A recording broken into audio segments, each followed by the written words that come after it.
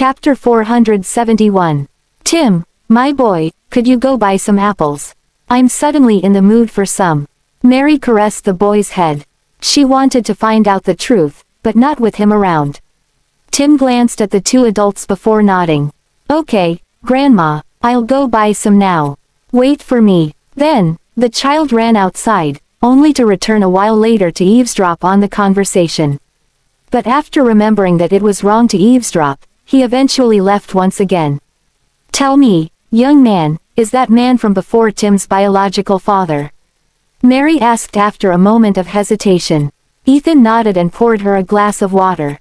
Here, have some water. He then continued, my boss is Benjamin Graham. And yes, he's Tim's biological father. Then, why was Tim inside a garbage bin 5 years ago? Mary asked indignantly, her voice beginning to shake. The poor boy was all alone and on the verge of death. If my husband and I hadn't walked past, the child would have. On top of that, no one came even after we filed a police report. You made a police report? Ethan was taken aback. Mary nodded. We did. We went to the station in town. Ethan remained bewildered. But we never came across such a file. Then again, the systems in rural areas were a little behind 5 years ago. Did the police not use a computer for this? Maybe it was a case of negligence. Or maybe, Donna was behind this. Ethan set the question aside and began to explain. The truth is Mr. Graham never abandoned Tim, and his mother certainly didn't, either. Then, what was he doing in the dumpster? It's a little complicated, but I'll try to make it simple. Ethan removed his glasses and continued, someone had plotted against Mr. and Mrs. Graham. Back when Mrs. Graham had just given birth, 2 of her children were taken from her, Tim and Gavin, but only Gavin ended up with Mr. Graham. On the other hand, Mrs. Graham and her 4 other children were nearly killed. Mary was utterly shocked. How could anyone do something so cruel? My thoughts exactly. A look of disgust appeared on Ethan's face. That vile woman did all that just because she wanted Mr. Graham to marry her. I'm telling you the truth, ma'am. Mr. and Mrs. Graham never even realized that they had Tim until they captured that woman, and she told them about him just to save herself. They never tried to find Tim because no one even knew that he existed. That's the only reason he had spent all these years. Ethan refrained from saying the word, suffering. We are thankful to you for raising Tim, he resumed. That's why Mr. Graham has told me to continue looking after you both. He's gone back to tend to the missus. She'll come over and see Tim when she gets better. For now, all you need to do is rest. We'll handle everything else. Mary couldn't believe her ears. Never did I think anyone would take someone else's child. Isn't that illegal? Then, a question came to mind. Why wasn't Mrs. Graham aware of how many children she'd given birth to? Afraid that Mary wouldn't believe him, Ethan could only recap what Orissa had gone through. Thanks to that wicked woman, Mrs. Graham was locked away. She was also nearly killed after giving birth. There were likely some complications during the delivery process, and she was also injured in the head, so she couldn't remember how many children there were. You've had children too, so I believe you know what it must have been like for her. In fact, one of the babies was stillborn. I get it now. That explains why no one ever came to take the poor boy home. Mary sighed in frustration. Chapter 472. Mary noted how well dressed Ethan was. What does Mr. Graham do, if you don't mind me asking? Ethan stared at the old woman warily. They didn't know each other well, after all, so he couldn't help but question her intentions upon hearing her question. Don't get me wrong, I just want to know what Tim's life will be like when he returns to Mr. Graham. Now, Ethan felt sorry for doubting her. Don't worry, Tim will have the best possible environment to grow up in. Mr. Graham is a businessman. Mary nodded. I suppose that doesn't really matter as long as Tim's parents love him. The poor boy doesn't say anything, but I know he's been a little resentful ever since he found out he was adopted. He thinks his real parents abandoned him. Ethan could tell from the way Tim behaved and spoke after finding out who his real father was. I think he'll understand after Mr. and Mrs. Graham explain everything. They care very much about him. I'll be sure to talk to him. Mary smiled. I'm getting weaker. I was worried about what might happen if I were to suddenly leave this world one day. My son is such a pain. I don't know what Tim's future would be like if I were no longer there to protect him. That's why I'm so happy and relieved that you've finally come for him." The more she spoke, the more depressed she sounded. Even Ethan had a hard time hearing her words. "Don't be too upset, ma'am. You look pretty healthy. You should be able to live many more years." Yet, Mary shook her head. "I'm old. I know my own body best. Seeing Tim return to his real family is more than enough for me. At least I can now leave without having to worry about him." "But ma'am, think about how Tim feels. He really cares about you. Even if he's finally found his parents, I'm sure he'd be sad if he won't get to see you anymore."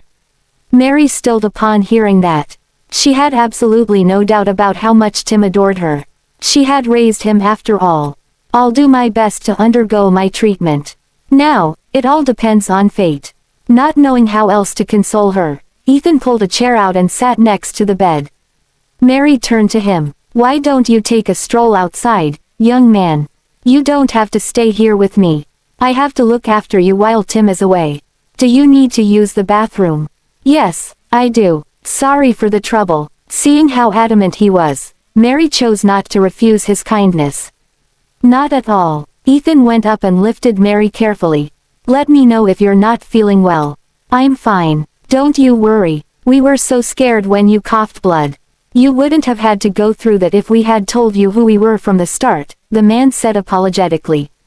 "It's not your fault. I'm just getting weaker." Ethan helped Mary get to the bathroom. Meanwhile, Tim headed to the fruit vendors next to the hospital.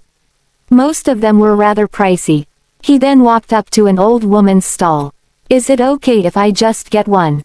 he asked timidly. "Fine," the elderly woman responded curtly. She didn't like how such a well-dressed boy didn't seem to want to buy a lot from her. Tim was stunned by her demeanor and was now unsure if he wanted to buy anything from her. He had come over just because she seemed older than the other vendors.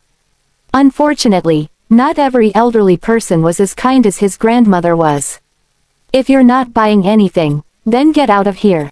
You're in the way," the old woman demanded. With a bite of his lip, Tim turned and left. Suddenly, another vendor called out to him. "Hey, kiddo, come on over. I'll give you a good deal." This poor kid must be scrimping because his family's been hospitalized. Hearing that, Tim headed over with sparkling eyes. Chapter 473. "Hey, ma'am, did you say you'd give me a good deal?" "Yup, $2 less for each pound." "Thank you." Delighted, Tim hurriedly chose the largest apple he saw. Then, he began to ponder. "Maybe I should get 2 for Grandma. Wait, but what about Gavin and the others?" "I'll get 4 more. Weren't you going to get just 1?" the vendor asked despite feeling overjoyed. "I'll take 6 instead." Tim looked down and counted the apples again. Upon remembering Ethan, he took 1 more. "I'll get 7 instead. Please give me a good deal for them." "Sure thing. Anything else?" The woman's aim was to make money, after all.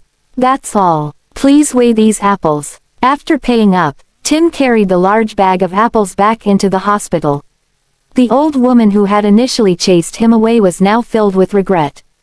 "That damn brat. He was supposed to buy my fruits but ended up running off elsewhere." Jack had just spotted the boy and was about to call out to him, but the latter left too quickly. He so happened to the old woman's complaints, though, and he shot her a glare. "With that mouth of yours, it's no surprise if no one buys your stuff." "What an old hag." The rest of the people nearby couldn't help but laugh. "Hey, who are you calling an old hag?" "You." Jack glared at her ferociously, not caring that she was older than him. Petrified, the woman immediately stopped talking. "How dare you treat Mr. Graham's son like that?" Jack added. He then strode into the hospital to help Tim carry the bag of apples, but the boy was already nowhere to be found. "Wow, he's fast." Glancing at the toys and food he had bought, the man happily walked upstairs. Meanwhile, the 5 children were now interrogating Sean. "You lied to us, Uncle Sean. Mommy's fallen sick, hasn't she?" Gavin stared at the man furiously. He looked very much like Benjamin when he got upset. "Tell us what happened to our mommy, Uncle Sean," demanded Zachary.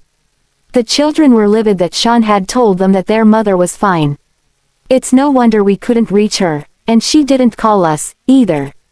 You'll be sorry if you don't tell us the truth, Uncle Sean, said Oliver. You're not a good doctor if you lie, Uncle Sean, added Jasper. Sean's mouth twitched. The other doctors could barely stifle their laughs. Who told you guys about this? Sean asked, brushing his nose. Mr. Frank did. Jesse lied. It's not that I didn't want to tell you. Your father told me not to. He didn't want you guys to disrupt his alone time with your mother, Sean explained despondently. Your mother was so worried about Tim that she collapsed. It wasn't helping that she kept staying up late, either. But she was already okay before I went to see her and before I brought you guys here. You can ask them if you don't believe me. Sean quickly pointed to the medical team he had brought with him while shifting the blame on Benjamin. Your daddy's looking after her, and that's more than enough. Don't cause a scene, okay? You're all here, anyway. Are you planning to go back now? Have you forgotten what you came here for? You're supposed to look after Tim, he reminded. With a loud huff, Gavin shot the man a glare and left the room. Let's go. The other children did the same to Sean before following their oldest brother outside. Sean was at a loss for words. Why are they all mad at me? It's not my fault. Are we going back to see Mommy, Gavin?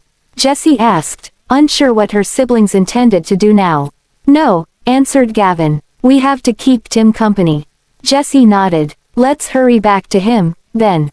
Zachary, Oliver, and Jasper agreed. There was no point going back now, anyway. Chapter 474. Let's stay here for now. I'll call Daddy and ask him how Mommy's doing, said Gavin. Okay. Zachary nodded. Hurry up, urged Jasper. I wonder if he even knows how to look after Mommy, Oliver pondered. Still, they secretly commended Benjamin for rushing home just for Orissa. With a nod, Gavin took out his phone, adjusting his tone a little. Are you still with Mommy? Yeah, answered Benjamin. Why didn't you tell me that she's sick? The boy questioned sternly. Benjamin paused momentarily before responding. And what if I did tell you? You'd just come and bother her while she's asleep. I wouldn't do that, Gavin replied dejectedly. How is Mommy doing now? She's still sleeping. She's fine now. The man glanced at Orissa, who was still in bed. You'd better take good care of her, warned Gavin. I'm coming after you if I get home and find out that you don't treat her well. Benjamin scoffed. Is there anything else? No. After hanging up, Gavin turned to his siblings. Mommy's fine. She's asleep now. The other children nodded in response. That's great. Let's head back to where Tim is, said Zachary. Let's go. They made their way back under Gavin's lead, only to freeze in surprise as they spotted Tim heading up the stairs. Seeing the boy drenched in sweat and panting heavily, they rushed over to him. Tim, you walked all the way up using the stairs. Jasper stared at Tim, who turned red and nodded. Gavin, Zachary, and Oliver were dumbfounded. But Tim, said Jessie while pointing to the elevator. You could have taken the elevator. You'd be so tired coming all the way up climbing the stairs. Tim found himself unable to speak. He had taken the stairs because he didn't know how to use the elevator. It's healthier to use the stairs, Zachary chimed in as he noticed the boy's embarrassment. Then, he walked toward him. I'll help you carry that. It's okay. Tim opened the bag and gave them each an apple. I got you apples. The boy then headed back into the ward with the 2 remaining apples. Holding the fruit in their hands, the 5 children exchanged glances before breaking out into a smile. He doesn't seem to hate us. He even gave us apples. Oliver gave his apple a quick rub and began to eat it. You should wash that first. Being the clean freak he was, Zachary couldn't stand seeing his brother behaving that way.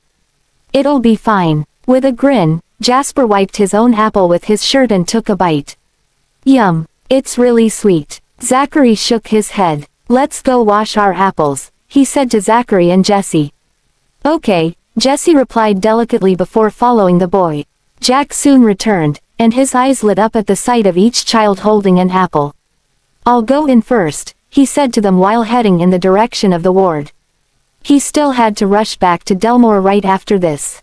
The man entered the ward and saw Tim handing Ethan an apple. "This is for you, Mr. Frank." Ethan was moved to see the little boy give the last apple away. "Thank you, Tim, but you can have it. I don't like apples." "You eat it," Tim insisted. "Do I get one, too, Tim?" teased Jack as he walked over. The boy was stunned as embarrassment washed over him. "But I only bought 7. There's none left." Seeing that, Jack chuckled and handed over the things he bought earlier. Chapter 475. "Tim, these are gifts from me. I have to return to Delmore now. Let's play again next time, okay? Bye." Jack turned to leave once he finished speaking, and before stepping out, he even snatched the apple from Ethan's hand. "Oh, this bugger." Glaring at him, a thought surfaced in the latter's mind. "I thought he left earlier.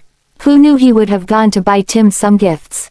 "Thank you," the boy quickly said. Nonetheless, he was unsure if the man had heard him since he couldn't even see his silhouette anymore. Having noticed the frustrated look on Tim's face, Ethan patted his head and said, "You'll still have the chance to see Mr. Jack next time." Tim was feeling a little guilty. "I wasn't even able to tell Mr. Jack my name, but he's already bought me gifts." "Mr. Frank, you have Mr. Jack's phone number, right? Can you please help me thank him?" "Of course," Ethan said, nodding. Then, he sent Jack a text right in front of the boy. Seeing that Mary had fallen asleep, Tim had no choice but to put the apple aside. "Your grandma was tired earlier, so she went to sleep. Don't worry," Ethan consoled. Hearing that, Tim nodded and sat by the bed, keeping the old lady company. Later on, Gavin and the others came back. Once they checked up on Mary, they finally asked about Jack. "Wasn't Mr. Jack here earlier?" "He went back to Delmore," Ethan answered. 5 of the kids were shocked to hear that. "Why did he go back to Delmore again?" Zachary asked. "He went there because he needs to help out with your daddy's work," the man explained. The 5 kids then walked over to where Tim was and noticed that there was only 1 apple left. They guessed that it was probably for Mary. After exchanging glances with each other, they went over to the coffee table and helped to cut up some apples. Then, they arranged it on a plate. "Tim, come have some apples," Gavin called. "You guys go ahead. I want to stay with Grandma." Tim took a look at them, but he didn't join them. Eyes twinkling, the former turned to Jasper and gave him a look. Seeing that, the latter instantly walked over and dragged Tim over to them. "Grandma's asleep, so let's go over there. If you stay there, you might disturb her rest." The boy was dragged away easily since Jasper was quite strong. "Come over and we can eat together." Zachary grinned brightly as he scooted over to give some space for Tim. Then, pulling him down for a seat, he took a piece of the apple with a toothpick and fed it to the latter. Tim had no way of rejecting him at all. Taking the toothpick from him, he said, "You guys should eat too." "The apples you bought are delicious, Tim," Jessie said with a smile after she gobbled a piece of apple. He couldn't seem to look away at the sight of the girl's bright smile. "Her smile looks so good. Let me tell you a secret that not even Daddy knows." Then, leaning in, Oliver whispered, "Jessie is our sister." Confused, Tim eyed Jessie carefully. "She doesn't look like a girl no matter how I look at her." "Hee hee, I'm a girl, Tim." The girl giggled happily, revealing her teeth and even her gums. It was simply adorable. "Oh," Tim was dumbfounded. "I thought you were a boy." Smiling, Gavin informed, "Mommy told Jessie to wear boyish clothes like us, and she even had her hair cut short. I used to think that she's our brother in the beginning too." Tim understood instantly having heard that. Ethan couldn't help but feel happy for Benjamin and Arissa when he saw that the boy was getting along well with the other kids. This is a good thing. He then snapped a picture of them and sent it to Benjamin. With Gavin, Zachary, Oliver, Jasper, and Jess's approach, Tim sat happily with them as they enjoyed the apples. The 5 kids even played with him once they were done eating. It didn't take long for them to get close to each other. At Delmore, Arissa slept for a few more hours before she finally woke up. When she was up, her IV drip treatment was finally done. This time, she felt rather refreshed. Seeing that Benjamin was not around, she got up and quickly went to wash her face and fix her hair, preparing to leave. However, once she reached the door, the bodyguards blocked her way. "Please go back in, Miss York." Chapter 476. With her hands on her hips, Orissa glared at them and said, "I want to go to North Stream and look for my son. We can't let you do that. Without Mr. Graham's orders, we dare not let you out." Though they felt sorry, they still had stern looks on their faces. The woman darted her eyes around the room, then looked in the direction behind them and shouted, "You're here, Benjamin." Thinking that it was really Benjamin, the bodyguards turned around to greet their boss. However, they realized that they were fooled. Orissa seized the opportunity and ran out. "Miss York." The bodyguards reacted quickly and chased after her. With her mind focused on escaping the men behind her, she didn't pay attention to her front and bumped into someone's chest. A familiar scent filled her nose, and she instantly froze. "No way. How can my luck be so bad? Where are you going?" A familiar yet terrifying voice sounded from above her. Smiling sheepishly, Orissa looked up at him. She felt a little guilty when she saw the pair of darkened eyes. "I have an upset stomach, so I wanted to use the restroom outside. But your bodyguards blocked my way and won't let me out." Benjamin wrapped his arm around her waist and led her back to the ward. "Isn't there one in the room? I was scared that it would stink up the room." Orissa struggled, but failed to break free. "It won't stink if you turn on the exhaust fan," Benjamin answered seriously as he brought her back to the room. Then, glancing back at her, he said, "Go on." At that, Orissa did not know what else to say. Besides, since she did say that she had an upset stomach, she had no choice but to use the restroom. She didn't want her lie to be exposed. She stayed in there for a few minutes before coming out. Upon opening the restroom door, the aroma of food hit her nose. Benjamin was sitting by the coffee table, and there were multiple dishes arranged on it. "Come over and eat," he said as he looked over. Orissa's stomach grumbled, and she walked over to take a seat opposite the man. Only then did she pick up the fork to eat. "I'm going to get discharged once I'm done eating," she said seriously, giving him no room for discussion. "Okay," Benjamin answered. Hearing that, Orissa froze for a second before she looked over at him. She was beyond confused when she saw the profound look in his eyes. Why is he being so cooperative all of a sudden? What if it's just a show? "I want to head to North Stream to look for my son." "Sure," Benjamin replied with a nod. He had no objections. Orissa gaped at him in surprise. He became so cooperative after she woke up. "Did something happen while I was sleeping?" Benjamin glanced at the shocked look on her face, then fed her a piece of meat. "You'd better eat your fill if you want to look for your son. Our flight is at 8:30, he said indifferently as he continued to feed her. Orissa's eyes lit up in an instant. "Are you saying that you've already booked the plane tickets?" "There's no need for that," he said. The corners of the woman's lips twitched. "True, he has his own plane, so there's no need for him to book a ticket. Then, why don't we leave earlier? Why wait till 8:30? Benjamin's eyes swept over her. "I have a meeting in half an hour." "What does your meeting have to do?" Her movements paused, then she looked over at him in shock. "Are you going to?" Benjamin narrowed his eyes, a sharp glint in his eyes. "You're saying I can't go?" Orissa laughed dryly in response. "No, of course, you can go. He's your son too, after all. Keep that fake laugh of yours to yourself," he scolded, still glaring at her. The woman pouted, upset at his response. "Benjamin, is it so hard for you to admit that I look good when I smile?" This viper-tongued bastard. Nonetheless, all he did was purse his lips for a second before he continued to eat. Seeing that he wasn't going to continue talking, Orissa dared not continue to mess with him. She didn't want to upset him, for that would make him put her on house arrest again.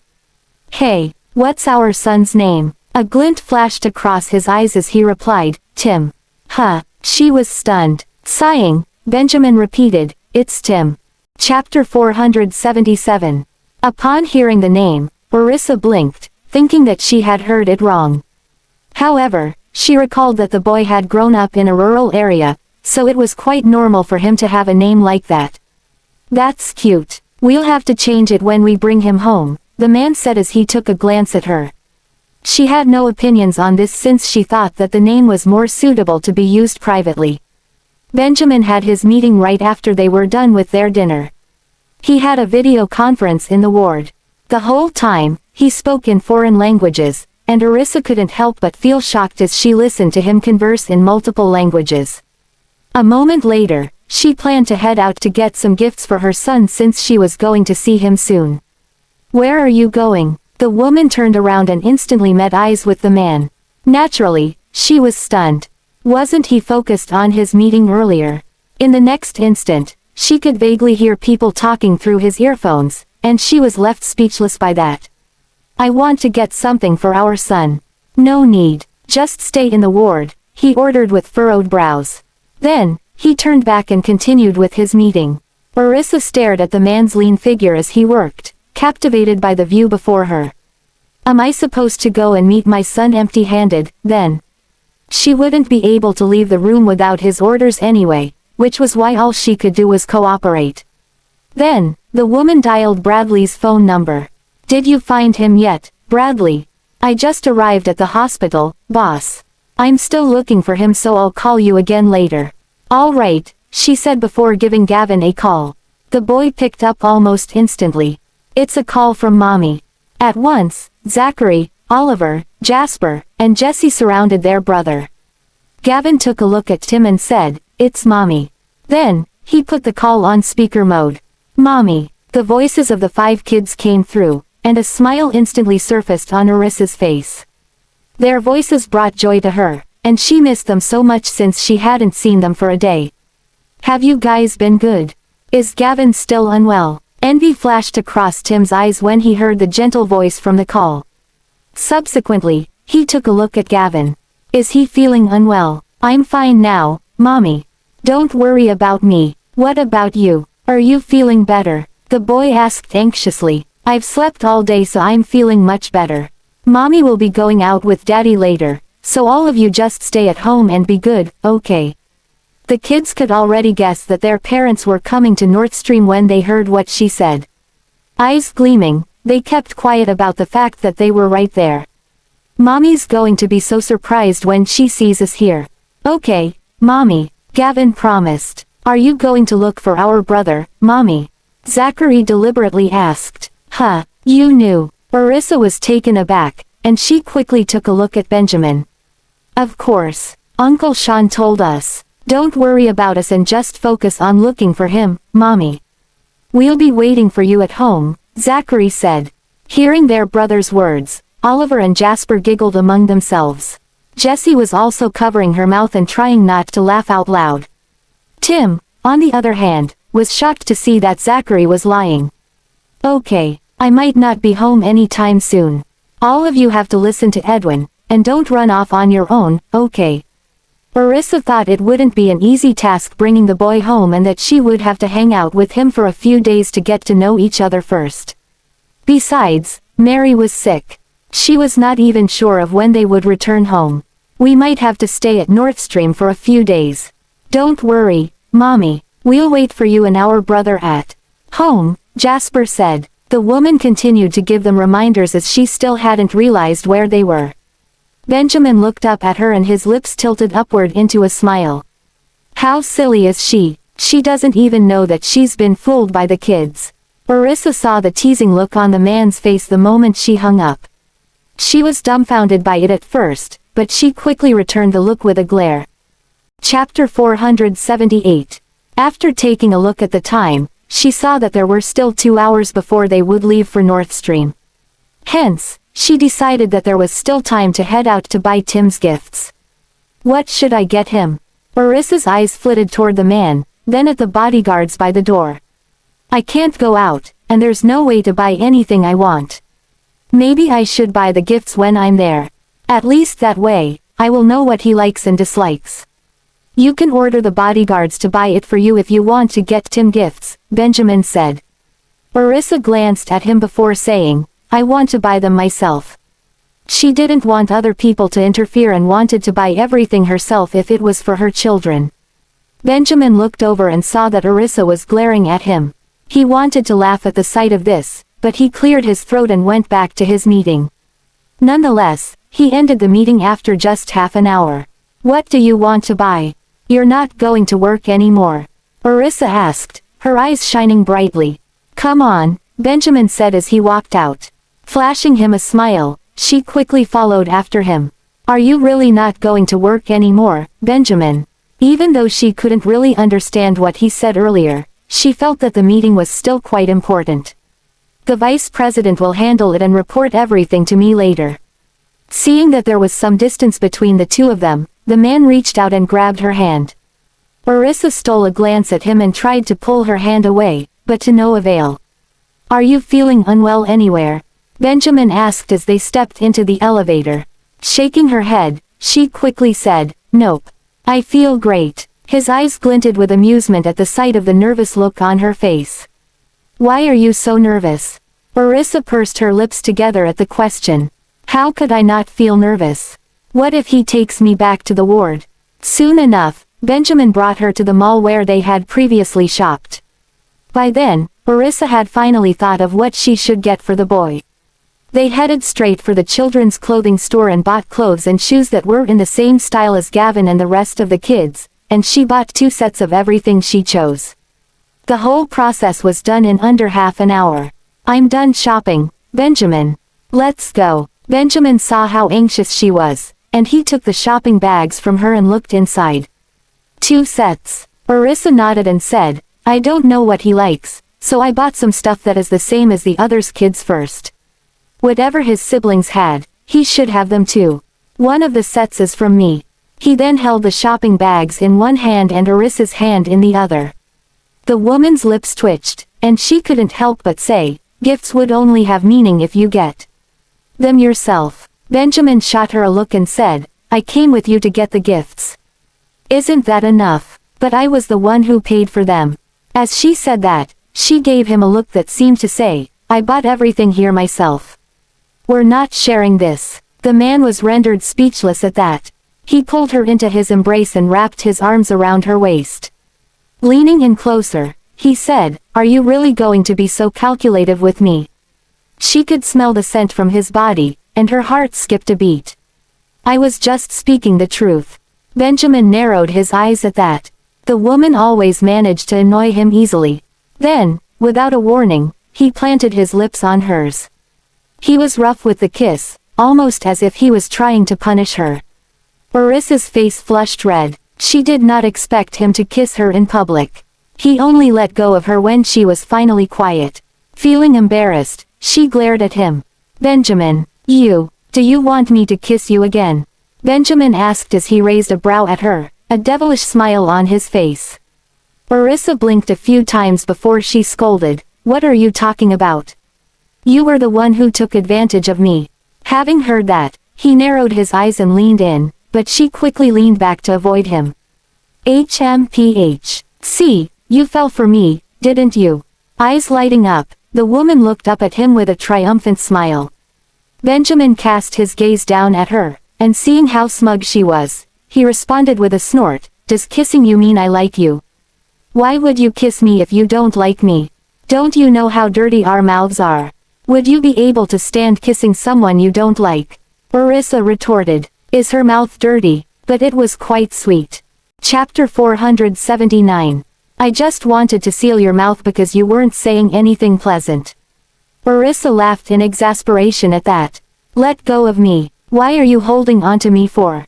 As she spoke, she pulled her hand back and strode away. The man was left behind, and he watched as she huffed away in anger.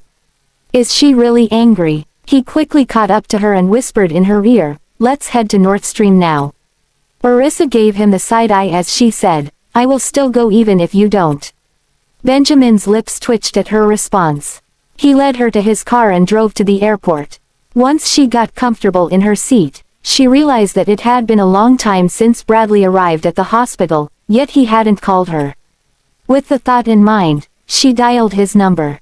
Benjamin caught a glimpse of the phone screen and saw the name, Bradley. Frowning, he reached out and instantly ended the call.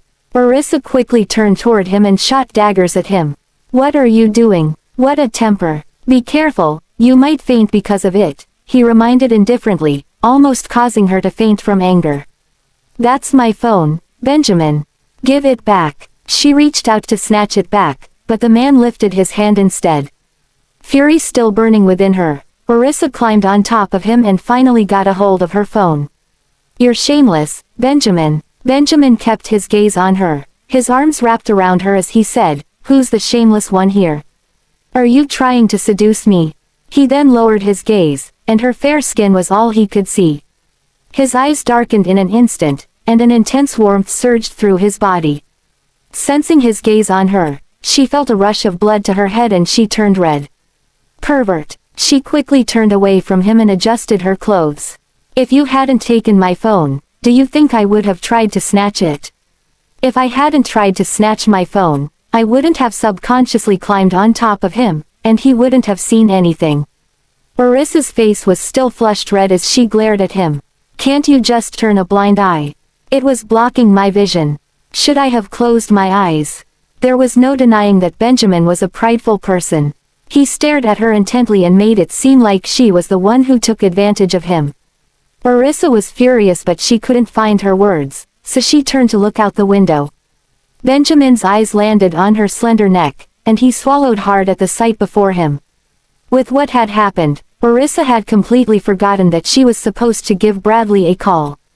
Meanwhile, Bradley finally found the ward Mary was in and was in shock when he saw that 5 of the kids were there. Why are you here, Mr. Hinton? Your mommy told me to come have a look. He dropped the hint, and the kids instantly understood that he was talking about Tim. Zachary pulled Tim over and said, Mr. Hinton, this is Tim. Bradley studied the boy before him. He's quite easy to recognize since he's got dark skin and he's way too skinny.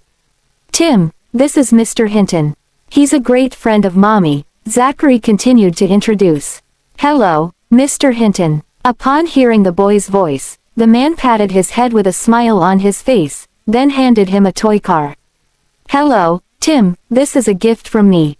I came here in a rush, and I didn't know what you liked. I'll give you something better the next time I see you. Tim took the gift from him nervously and said shyly, Thank you, Mr. Hinton. Mr. Hinton, mommy doesn't know we're here. Don't reveal anything to her if you talk to her on the phone, Oliver reminded. After taking a look at the 6 children before him, Bradley said with a smile, I think your mommy is about to arrive soon. Isn't she going to find out when she sees you? We want to give mommy a surprise. Mommy was fooled by us earlier. She thought we were all at home. Jasper said wickedly. Bradley patted this kid's heads before greeting Ethan, then asked about Mary's condition. Later, Sean brought a team of doctors over. When he saw that Mary was sleeping, he suggested for all of them to have dinner together. However, Tim didn't want to go. Seeing that their brother didn't want to go, the rest of the kids decided that they wouldn't go either. You go ahead and eat with the doctors, Mr. Bailey. We want to stay with Tim. Gavin decided. Chapter 480. I'll stay here. Go ahead and have dinner with Mr. Frank and the rest. Tim said. He felt it was not right to make them stay with him. It's all right. We'll keep you company. Zachary inched closer and wrapped his arm around Tim's shoulder. We can have our dinner here too. Let's wait for Madame Mary together. Oliver, Jasper, and Jesse all nodded in agreement. Yes, just let us stay here with you, okay. Tim was very touched. Seeing that, Ethan volunteered to stay back to accompany the children too. He turned to Bradley and Sean and said, You guys go and have your dinner first.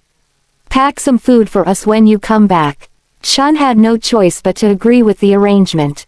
All right then, we'll bring you dinner. Tell us what you want to eat. Then, Sean left to eat dinner with the rest. Bradley wanted to stay back, but the little ones told him to leave. You should also join them, Mr. Frank. Just bring dinner for us when you come back. Gavin also tried to push Ethan away. Please allow me to stay back. Your daddy will be worried if there isn't an adult here to watch over all of you.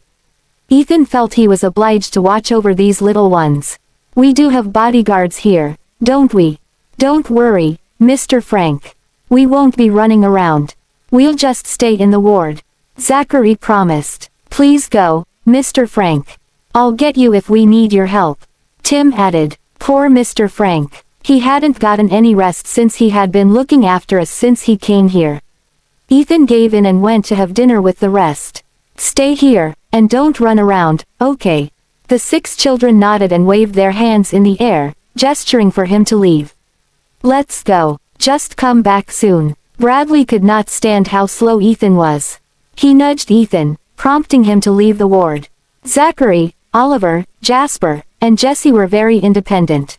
That was why Bradley was confident that they could take good care of themselves. He also knew they would behave in the hospital. Gavin, whom Benjamin had raised since he was a baby, was also a well-behaved child. Tim, for sure, would not run around since he had to take care of Mary. Ethan ordered the bodyguards to pay attention to the 6 little ones and Mary. He also told them to call him should anything happen. He then left the ward with Bradley. Once the adults left, Gavin asked Tim, "What do you like to eat?" "I'll ask Mr. Frank to pack some for you." "I'm fine with anything," Tim responded. Growing up in a poor family, Tim had learned to eat anything available to him.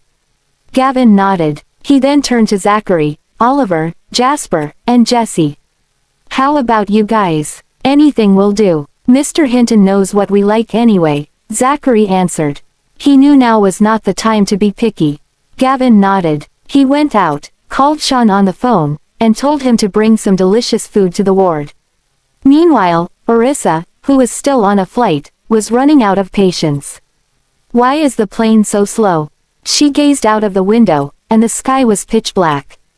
The only light source in the aircraft was the floor lights along the aisle. Calm down, and take a rest. We won't be arriving anytime soon. Benjamin could not focus on his work as he was distracted by Orissa. Orissa looked at him and asked, "Can we go faster? Can you get the pilot to speed up?"